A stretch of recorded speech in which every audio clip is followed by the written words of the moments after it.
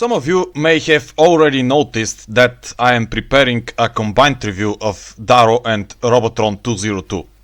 I do not have a suitable place to look at them, at the three of them, along with the Daro Optima 200 together, so unfortunately the picture will be in images, but there are some details that will be easier to show this way. From the back inscription of the Erika 42, which you will see in 2 weeks, I learned some interesting details about the production in Dresden and Erfurt that I did not know until now. The Daro brand was not founded by the Robotron plant, but by its predecessor, founded by the data processing and office equipment company VVB, Zentronic, which was founded on April 1st, 1969, while Robotron was founded half a year later. Keep in mind that the word plant is not actually right. In Bulgarian we will call it kombinat, which derives from combination. It is a typical part of the socialist economy, especially in Eastern Germany, where few manufacturers in one branch combine their manufacturing process in one brand and likely in one manufacturing facility.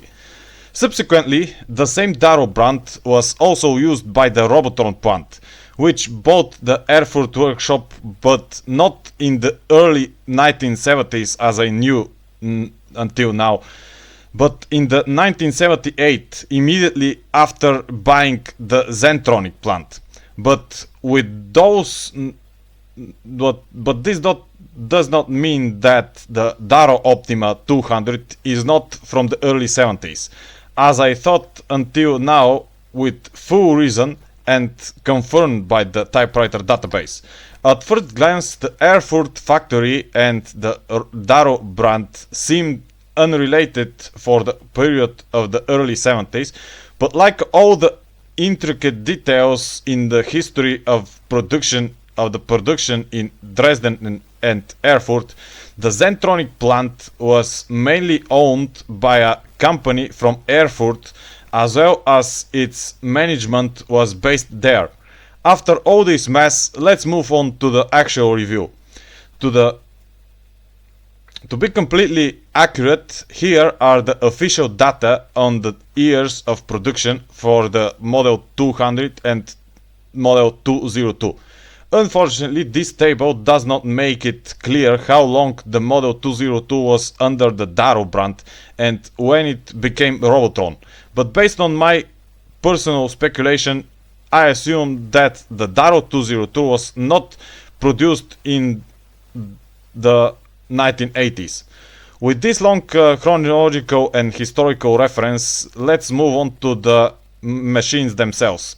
This photo shows the main visual external difference. The bottom of Daro 202 and Robotron 202 is deeper, a little bit deeper, than that of the Daro Optima 200.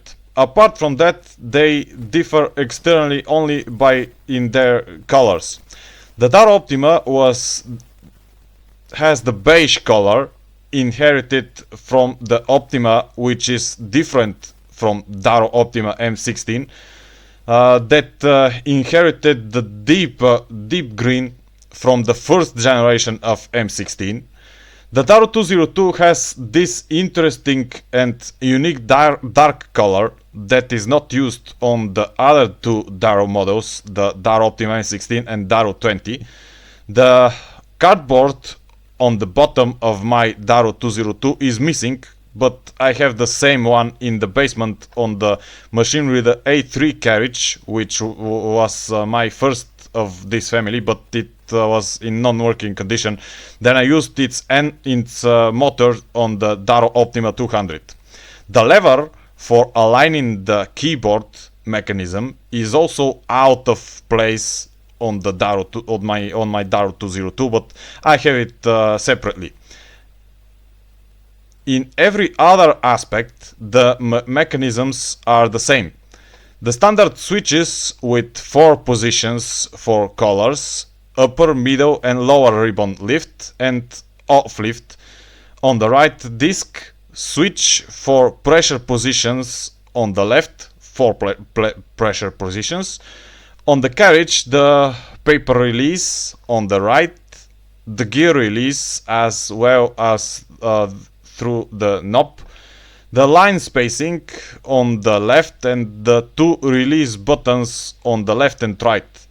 The 3-wire cable at the back, the surge protection, everything as I showed in a few months ago in the Daro Optima 200 review. I figured out what exactly this small lever on the right is for, which moves the carriage back and forth a little bit. The Brazilian Facet 1830 and 1832 have the same lever, and in them it is not the carriage that moves, but the basket, and based by the inscription copies, this is a setting for copying through Indigo. Good old school technique. The things that make the Robotron 202 most clearly different from its twins are under the cover. Do you see this key here? This is a manual ribbon lifter, since these metal plates hide the lifter and it is difficult to service the ribbon. The other strange thing is this lever on the right. This is a simple mechanical protection for the machine to stop working if the cover is opened. I don't remember the last time I commented on the typing experience of these machines, and there's probably no better time to do that so than now. The electric Olympias from Wilhelmshaven, such as the Report Deluxe, made by Olympia, Scheibegger, Eurostar Electric TM 2000, as well as the Japanese brother Privilege and Silver Reed, as well as the Olympia SGE, also produced under the license in the USSR under the name Yatran, have deep keys, which distinguishes them from the Brazilian Facet 1830 and 1832, the Bulgarian Maritza 41, and also the triplets Daro Optima 200, Daro 202 and Robotron 202, which type with just a little touch of the keys. Unfortunately, these machines, along with the Maritza 41, have one significant drawback, and that is the lack of a shock absorber to gradually slow down the carriage movement before hitting the left aligner, the left margin. Or if they do, I don't see it working on these 3, as the carriage moves too abruptly and stops too abruptly, causing the entire machine to gradually move to the right. Something very effectively resolved by the Yatran and its original Olympia SGE. It's been a pretty detailed review. I hope it was useful to you. Have a good week and see you again soon.